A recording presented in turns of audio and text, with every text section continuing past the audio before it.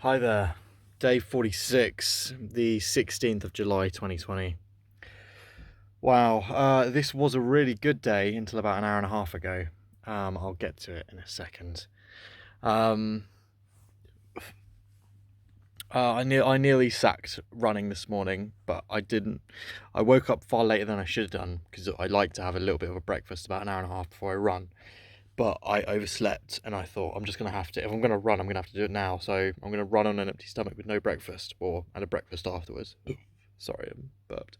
Um, and I was actually fine. And I'm really glad I managed to get out of bed and do a run. And I'm really happy that I know for future reference that I'm totally fine skipping breakfast until after my run. It's not an issue.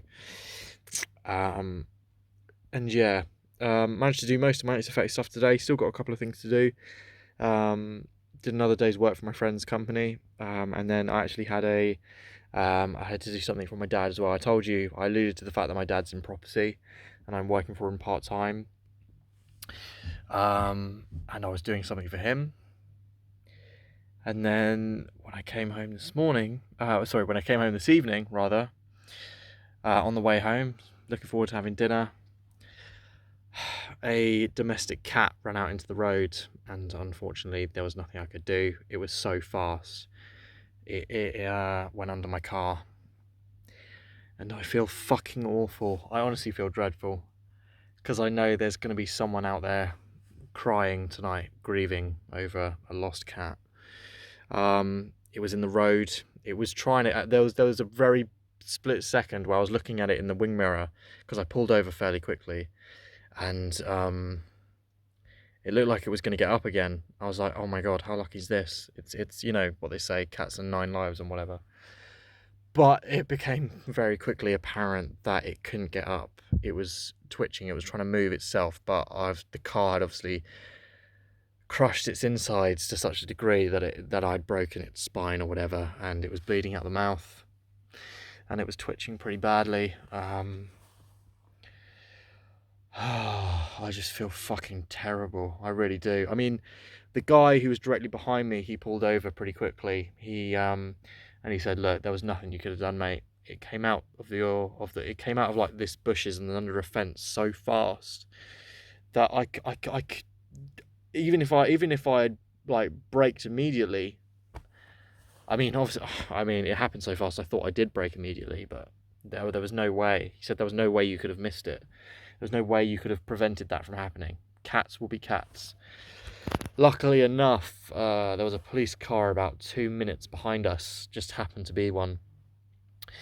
And the guy waved it down, and they had a shovel in the back of their vehicle, and they basically picked it up and put it to the grass on the side quite discreetly. But there was a lot of people on the road driving because it was dinner time. Everyone's trying to get home and have dinner, like I was. And I mean, I guess anyone could have run over. It just happened to be me. I just felt so awful. It was a really nice, good day. Nice Thursday until that happened.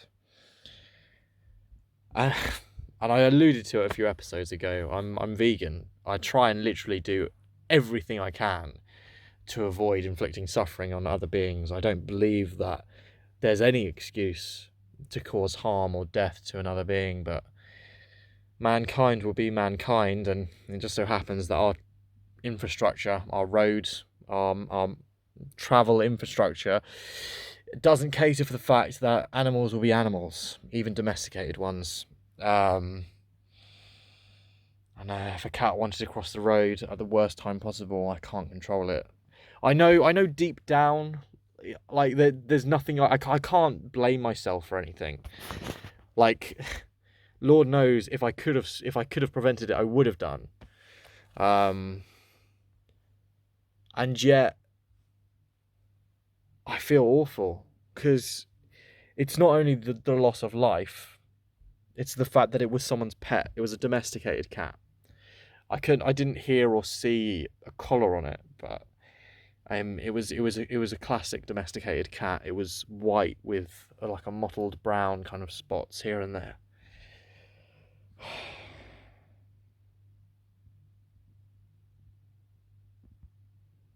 fuck. It's so shit. It really is. I don't even know what to say. It's just something I'm just gonna have to like just come to terms with and try and rationalize it in my head and just be like, it happens, move on. It's just also the knowledge that there's going to be a family or a cat owner tonight who's going to have some awful news either tonight or tomorrow. And the police took my details and they were like, look, there's very little reason why we should be in contact with you, but we'll take your details just in case the family want to get in touch or whatever. But they said there's nothing we need more from you. You can head on your way. So I was lucky the police turned up, to be honest, because I didn't know what to do. I mean, usually roadkill is roadkill. I phoned my family up and I got my brother out. It was literally less than 2 miles from home. So what's worse is that it's probably a local neighbour who owns the cat as well. And my brother shot out and he basically consoled me, and by the time he had come out, it had arrived, the police had moved the cat, so there was nothing for him to see. But he was just like, look mate, cat, it happened. And the police were like, look, cats are shit. They were quite flippant about it, but in like a comforting way. They're like, it happens all the time, cats are shit. Cats will be cats. And you know, I've been a dog person my entire life, but that doesn't mean I'm against cats. It's just I'm an animal lover. I have pets, and just the thought that if any one of them to get that dreaded phone call, by the way, your pet's gone, like, it's awful because it's a member of your family. It may not be able to speak, and it may not have the level of abstract thinking that a human does, but it's definitely a member of the family nonetheless. So it's just so bad.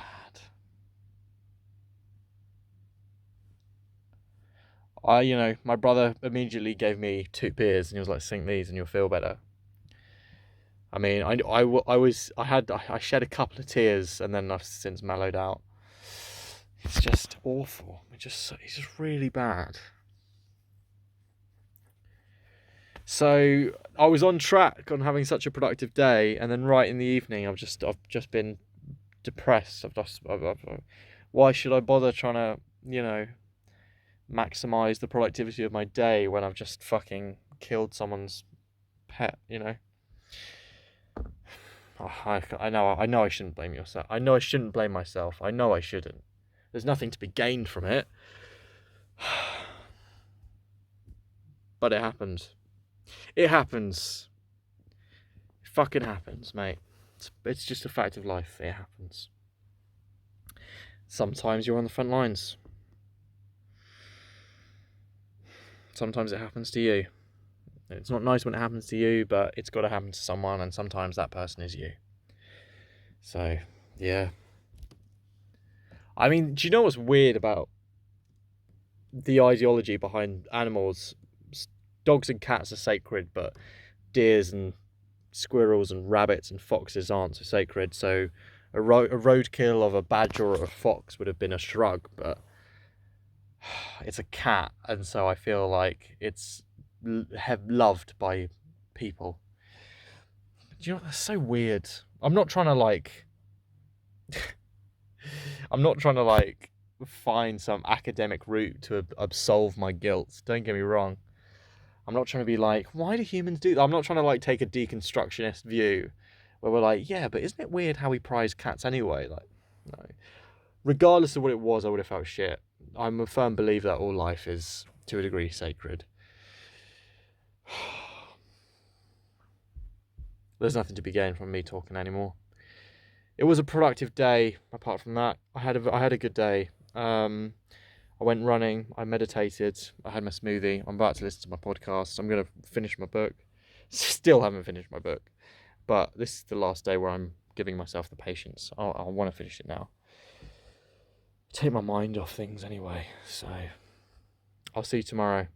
This was day 46, the 16th of July 2020. Cheers.